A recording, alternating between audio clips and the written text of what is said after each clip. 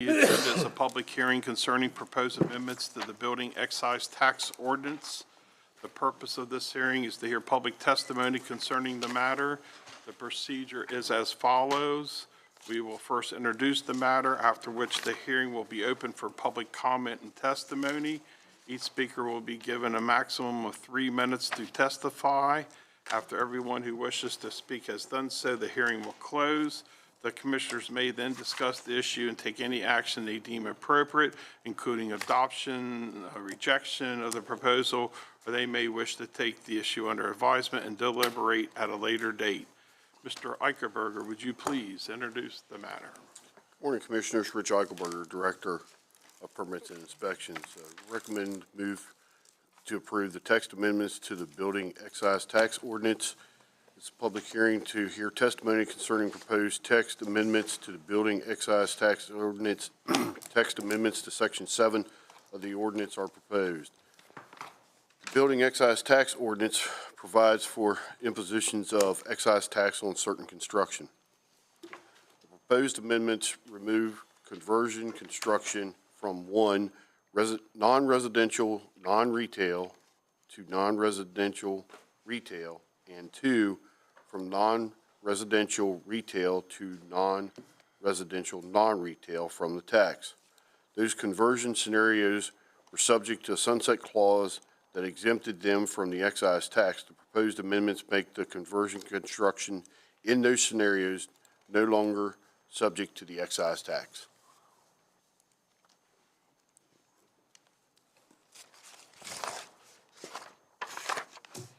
At the end of your introduction? Yep. We will now open the hearing for public comment. Anyone wishing to testify, please come forward.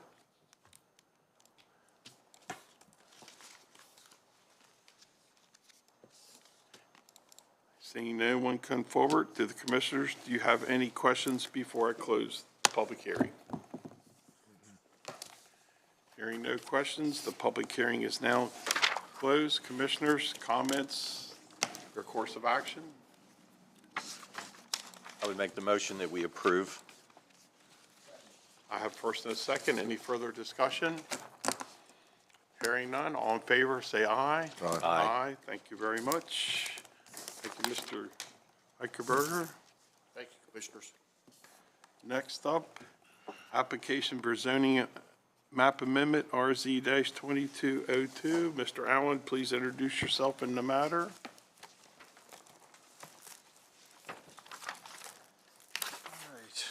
Morning again, Travis Allen, Comprehensive Planner with the Department of Planning and Zoning. So what we have here is not a full rezoning case that requires public comment as they usually do. The applicant, JTA Investments LLC, is looking to partially terminate an existing rural business floating zone at 2136 National Pike in Hagerstown. You'll recall this is the former Family Recreation Center, which has been more recently developed as Adkins Automotive. So the site is kind of a composite of these past and present uses on the site. The applicant is looking to terminate 5.64 acres of the total 19.27 acre parcel at that location so that they can subdivide off a lot and build a house in that location. Residential uses are not permitted within the current rural business zoning that's on the property, so the partial termination of this district would enable them to pursue that use. The requirements for a partial termination are outlined in Article 5E of the zoning ordinance. Primarily, all they have to do is submit a written request and provide a detailed drawing which shows the meets and bounds description of where the remaining zoning district would be after the removal of that, both of which were provided to our office as a part of this application. Of course, the applicant is engaging in this process willingly, so they are essentially downzoning about 1/30 of this property willingly, which would in the end likely have less of an impact on the neighborhood than what the current zoning is allowed. So we don't foresee any issues with the request that's been put before us. Commissioners, comments? Motion to approve. Got a motion, there's a second. Any further discussion? Yeah, this is just for information, because I know the size of the lots permitted vary throughout the county. So in that particular area, in the agricultural zone, a minimum size lot has to be what size? Is it 5 acres? Yeah, I believe it's 1 to 5, right? No, 44,000 square The feet. zoning is 1, Sorry, Commissioners, Jill Baker, Director of Planning and Zoning. I'm just curious. It's, the minimum lot size is 40,000 square feet. We do have a density requirement of 1 dwelling unit per 5 acres. However, the actual subdivided lot can be as small as 40,000 square feet. Thank you. Any other That's just in discussion? this area, Jill? Or is that countywide? Countywide, the minimum lot size, it depends on your former zoning. Okay. So it either has to be 40,000 square feet or 3 acres. So in this particular instance, it's 40,000 square feet. If they had had a conservation zoning previously, the minimum lot size would have been 3 acres, which is what the minimum lot size was prior to the rezonings. Thank you. All right, any other questions? All in favor, say aye. Aye. Aye.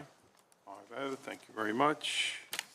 Next up, Fort Ritchie Gravity Lines Manhole Replacement. Mark Bradshaw, please introduce yourself in the matter.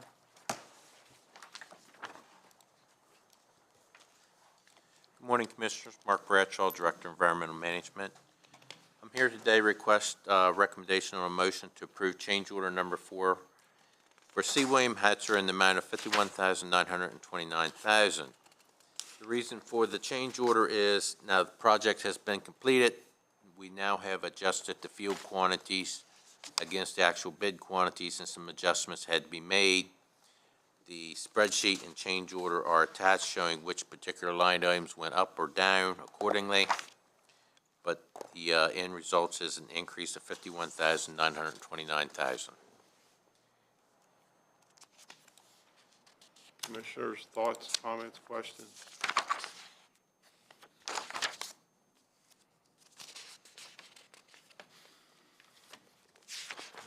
Motion to approve.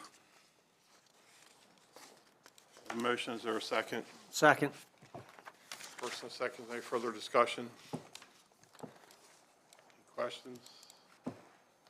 All in favor, say aye. Aye. Aye. Aye vote. Thank you very much. you. Next up,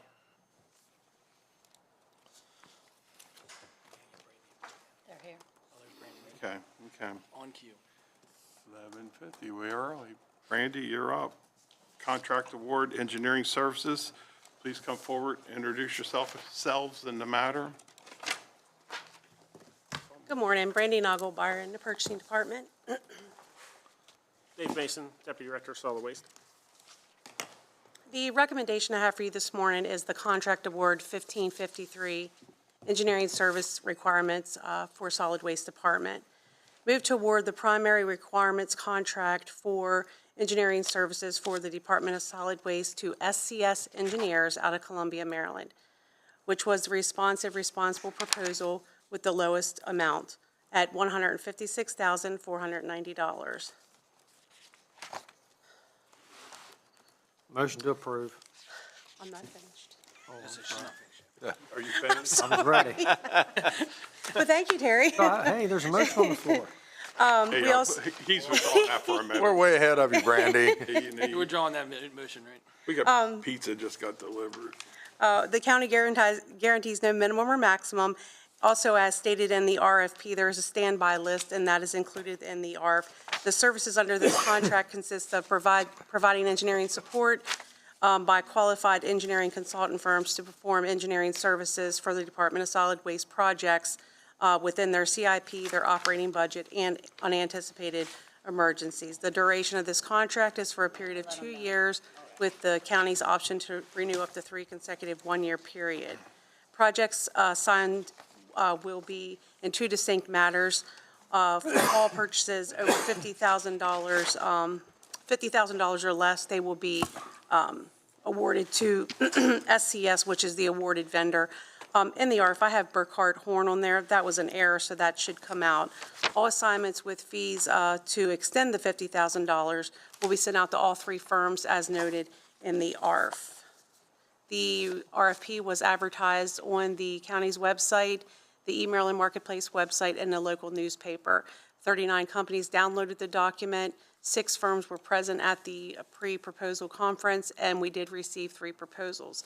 And there are funds available in the CIP and the operating budget for this department's projects. I'll second Terry's first. All right, have a first and a second. Any further discussion? She had mentioned taking out the wording of Burkhart. Yes, Not really, yes. I asked and he didn't. Did he? Motion. It was not that he made it. He never, he said I just yes. didn't know if you withdrew your motion. I just want to make I sure. asked him, but he didn't Removal respond. of- She suggested Burkhart. Horn, does that have to be part of the motion? I'm sorry, she suggested what? She said Buckhart. Burkhart Horn is listed in there. That was an error, and I did already go over this with Krista. But that's not in the motion itself, it's just part of the. It's just an error on the ARF. Okay. Does that have to be part of the motion? There's no amounts or award to them, it's just was inserted into the description in there. Okay, that was my question. Okay. Thank you.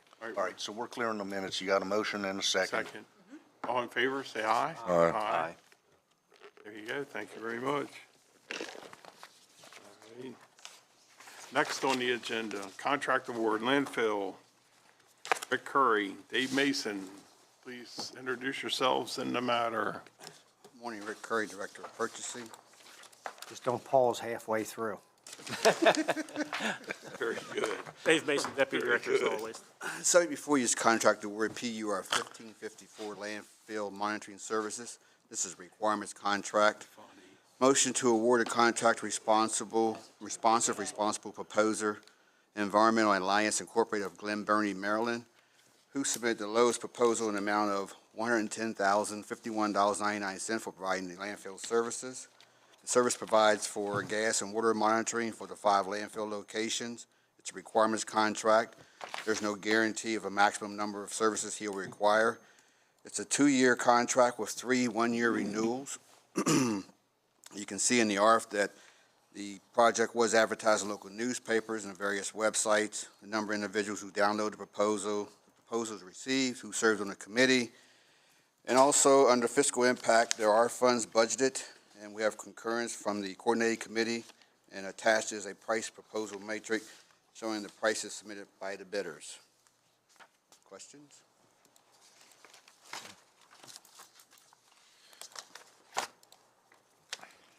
Commissioners, comments, thoughts? Motion to approve. Is there a second? Second. All right, have first and a second. Any further discussion? Hearing none, all in favor say aye. Aye. Aye. Thank you very much. Thank you. Next up, contract award, Division of Environmental Management, Rick Curry, Mark Bradshaw. Please introduce yourselves in the matter. Rick Curry, Director of Purchasing again. Mark Bradshaw, Director of Environmental Management. Subject before you is contract award PUR 1547, Division of Environmental Management Engineering Service Requirements Contract. Move to award a primary requirements contract for environmental management to the Eads Group of Cumberland, Maryland for the responsible proposal with the lowest price proposed amount of $127,750 as a specified unit cost and estimated hours, which are no minimum. Maximum hours guaranteed. Also is permitted, there will be standby contractors if needed. And you can see the list of standby contractors. This is a contract that covers the county's 6-year CIP plan and also for any general budget purposes and unanticipated emergencies. It's a 2-year contract with 3 one-year renewals. The projects are assigned to the proposer who submitted the lowest sum. Projects over $50,000 is then distributed to the standby list and everyone to receive a price. The project was advertised on the various websites and in the various newspapers, and you can see the number of firms that downloaded the number of individual firms that downloaded the proposal, the responses received, also who served on the coordinating committee, and funds are budgeted, and there is a price metric attached for your review.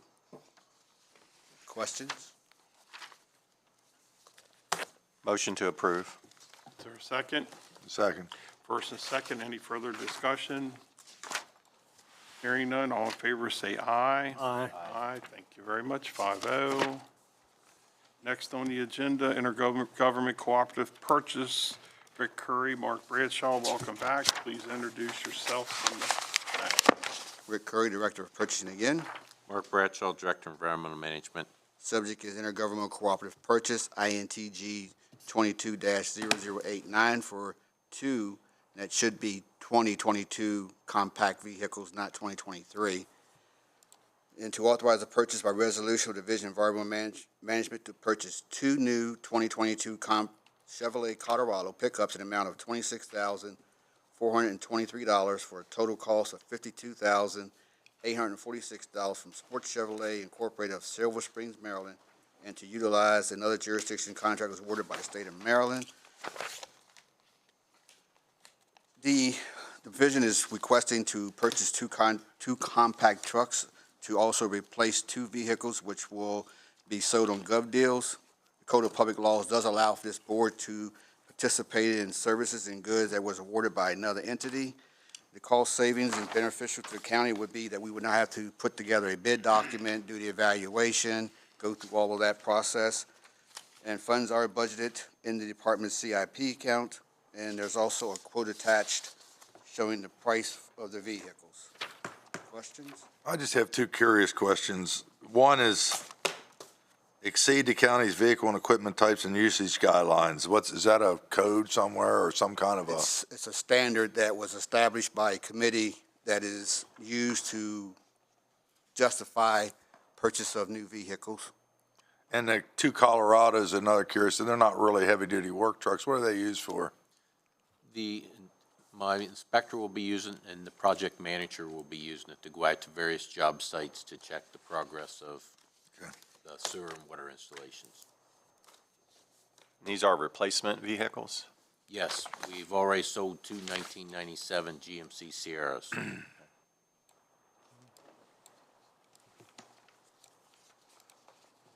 Commissioners? Motion to approve. I have a first and a second. Any further questions? All in favor, say aye. Aye. Thank you very much. Next up, Sole Source Procurement Award, Family Centered Support Services, Mr. Curry, Rachel Souders. Please introduce yourselves in the matter. Rick Curry, Director of Purchasing again. Rachel Souders, Senior Grant Manager. The subject is a sole source procurement award, PUR 1561, Family Centered Support Services in Washington County. Move toward a sole source procurement to the Washington County Department of Social Services in the amount of $88,800 for operating expenses of the Family Center operated by Washington County Department of Social Services, and subsequent funding awarded from the Maryland Governor's Office of Crime Prevention, Youth, and Victim Service, and was approved by the local Board of Management on March 18th. Services to fulfill the requirements contained in the Community Partnership Agreement entered into and dated on and about July 1st, 2022, between the Board of County Commissioners and the State of Maryland, acting through the Subcabinet of the Children's, Youth, and Families, and which is acting through the Washington County Office of Grant Management. Contract is from July 1st, ending June 30th of 23. The Office of Grant Management wish to apply sections 1-106.2A and 1 of the Code of Public Laws. Request requires approval of 4 of the 5 commissioners in order to proceed in the sole source procurement. If approved, the following remaining steps of the process will occur as outlined by law. Not more than 10 days execution and approval of the contract under this section. The procurement agency shall publish notice of the award in the newspaper in general circulation in the county, and an appropriate record of the sole source procurement shall be maintained as required. Funding is an amount of $88,800 with no county funding requested. Concurrence of local board management, and also is attached the scope of the work from the proposal. Are there any questions? Motion to approve. Second. Second. I have first and second. Any further discussion? All in favor, say aye. Aye. Aye. Thank you very much. Next up, Sole Source Contract Award, PUR 1562. Please introduce yourselves in the matter. Rick Curry, Director of Purchasing. Rachel Souders, Senior Grant Manager. Subject is a sole source contract award, PUR 1562, Provisions of Healthy Families Home Visiting Service in Washington County. Move to award a sole source contract to the Washington County Health Department amount of $271,386 for operating expenses of the Healthy Families Home Visiting Program operated by the Washington County Health Department, contingent upon the approval and subsequent funding awarded from the Maryland State Board of Education, and it was approved by the local Board of Management on May 20th. The Healthy Family Home Visiting Program is a comprehensive program modeled after a nationally renowned initiative. The goals of the program are to prevent child maltreatment through early intervention, promote healthy growth, development, and strengthening the parent-child relation. Is the intent of the local Board of Management by contract with the Maryland Department of Education to support the operations of the program to provide home visiting services, which is operated by the Washington County Health Department. It's a one-year contract beginning July 1st, ending June 30th. The Office of Grant Management wishes to apply sections 1-106.2A and 1 of the Code of Public Laws. Requires the approval of 4 of the 5 commissioners' orders to proceed. If approved, the following steps of the process will be occurred as outlined by law, not more than 10 days after execution of an approval of the contract under this section. The procurement agency shall publish notice of the award in the newspaper of general circulation in the county. An appropriate record of the sole source procurement shall be maintained. And then on the board is receiving $271,386 from the Department of Education, Division of Special Education, Early Intervention Child Services for fiscal year 23, with no county funding involved. And also you have a scope of the work from the proposal. Questions? Commissioners? Any questions?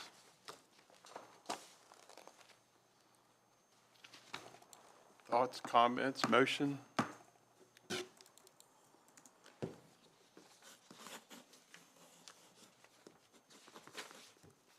Motion to approve? Is there a second? Second.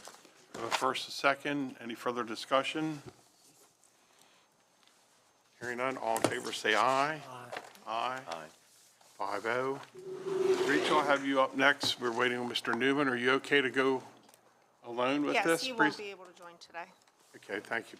Rachel, please introduce yourself and the matter at hand. Rachel Souders, Senior Grant Manager, Office of Grant Management. I'm here for the Emergency Rental Assistance Program. Since May 2021, Washington County has been awarded $17,238,588 from the Department of Housing and Community Development under the Emergency Rental Assistance Program. Due to additional program funds becoming available for allocation and the demonstrated need in our county, the DHCD plans to award our county an additional $4 million. This is expected to be the final distribution of ERAP funding and will bring our county total to $21,238,588. The DHCD grants ERAP funding in order to ensure housing stability for families and individuals at risk of and currently experiencing homelessness due to the COVID-19 pandemic. This additional funding will allow our subrecipient, the Community Action Council, to continue aiding members in our community who are still suffering from the effects of the pandemic. Bless you. As this is the final allocation of ERAP funding, the CAC has been guiding residents towards self-sufficient housing stability. If accepted, our existing grant agreement will be amended, so a subsequent grant application will not be required, and the subsequent subrecipient agreement with the CAC would be amended to reflect the increased funding. Any questions? It was nice to see that they put in there that the CAC is guiding residents towards self-sufficient housing, especially since this is going to be that was a lot of money. They've been working on guiding them towards that for the last few months because we didn't even expect this final allocation. So once the state said this is it, the CAC was trying to provide those services. Yeah, so that's nice to hear. Motion to approve. There's a motion. Is there a second? I'll second with just a question or a comment since we have the time on our hands. Rachel, early on during COVID, and I don't think I see anywhere here COVID, part of the COVID-19 pandemic. There was also a pool of money that was available for homeowners to make their mortgage payments. And I haven't seen any funding for that purpose recently. Are you aware of any that exist? Because I was contacted, probably been a couple months ago now, but by a homeowner who was struggling, and, you know, they heard of the rental assistance programs, but all those funds were exhausted for homeowners to make their mortgage payment.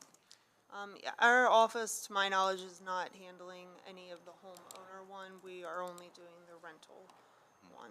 So I don't have any information on that, I'm sorry. That's okay. Any other questions? First and second, any other questions? All in favor, say aye. Aye. Aye. 5-0. Next up, Police Accountability Community and Transparency Grant Program. Please Rachel introduce Souter- yourselves in the matter. Souter, Senior Grant Manager. Cody Miller with Washington County Sheriff's Office. Thank you. The Washington County Sheriff's Office FY23 Police Accountability Community and Transparency Grant Program provides virtual reality simulators for law enforcement training, which prepares law enforcement officers for real-life incidents so they and the communities they serve remain safe. The Sheriff's Office is requesting $67,500 to provide law enforcement within our county with training solutions that are capable of replicating the conditions necessary for officers to master the extremely specific psychophysiological response needed for effective policing. Office of Grant Management has reviewed the guidelines. Matching funds and in-kind support is not required for this program. And if awarded, the Sheriff's Office will be able to purchase training equipment that may otherwise not have fit into their department budget. Motion to approve. First, or second? Second. First and second, any further discussion? Hearing none, all in favor say aye. Aye. 5-0, Aye. thank you, folks. Thank you. Thank you. Next up, Housing Authority of Washington County, Mr. Downey. Please introduce yourself in the matter. Thank you, Crook Downey County Attorney.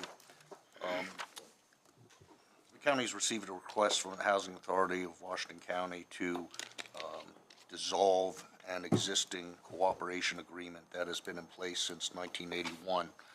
The Housing Authority first made this request to the treasurer, but the treasurer thought it's appropriate that since there is an existing agreement in place, this board needs to take action to dissolve that agreement.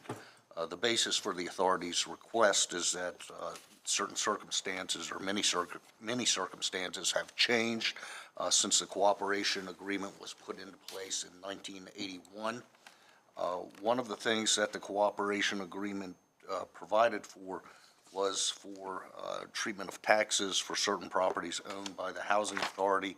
It provided for a payment in lieu of taxes, and that was a percentage of the rent that was collected by the Housing Authority. Last year, the county, or the Housing Authority, remitted to the county a payment in lieu of taxes remittance of in an amount of $17,386. The Housing Authority has asked the Department of Assessments and Taxations to look at the assessment on the properties that remain subject to the agreement. The Department of Assessments and Taxations have assessed those properties as a zero basis, so essentially they are exempt from taxes from the Department of Assessments and Taxations perspective. On that basis, the Housing Authority believes it appropriate that these properties be treated in the manner of any other any other property. In this case, it would mean that they would be exempt from taxation because of the assessment. And the Housing Authority, therefore, based on these changed circumstances, is asking that the cooperation agreement be dissolved.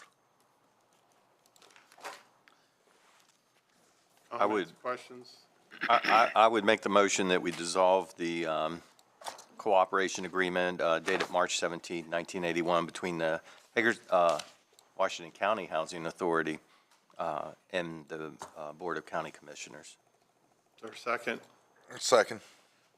Question, the state is deeming these properties exempt from taxes, correct? They have, yes. So then we would have no legal right then or ability to say they're taxable, correct? The only reason we have been collecting taxes on these properties Because is of an because of the agreement. cooperation agreement that is in place. But now that agreement's kind of been null and void since the state is saying they are exempt. Yes, since the state reclassified those properties, it voids the basis for the agreement, essentially. Commissioners, any other questions? How many properties do you know? I think there were 6 properties that remain subject to the cooperation agreement. Good question. Any other questions? I have a first and a second. All in favor, say aye. Aye. 5-0. Thank you very much. Back to farming presentation. Susan Grimes, please come forward and introduce the basis of farming, not facts of farming. That's right. Yeah. Same thing. Good morning, everybody. Yes, Susan Grimes, Director at the Department of Business Development, and today I am here to present to you our last phases of farming for the month of June, which we're wrapping up Dairy Month.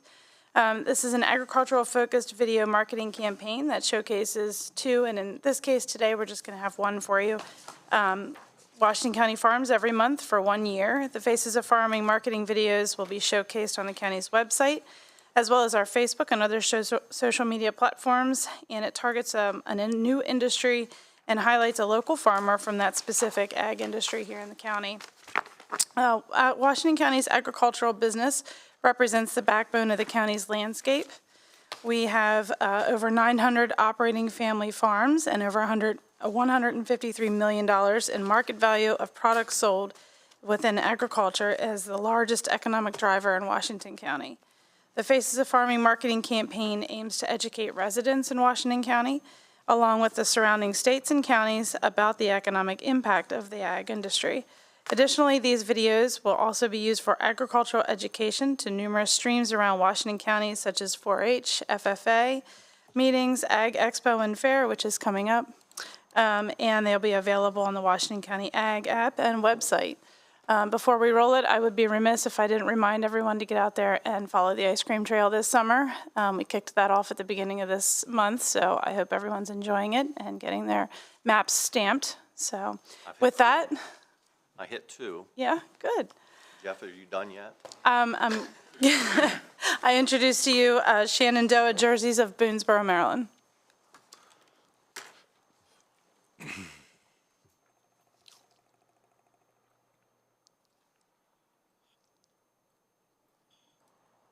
Uh-oh.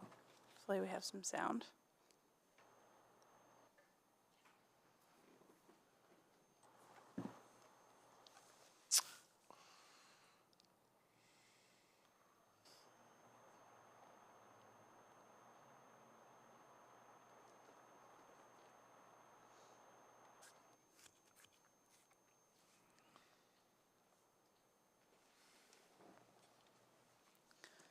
This is where we needed ice cream.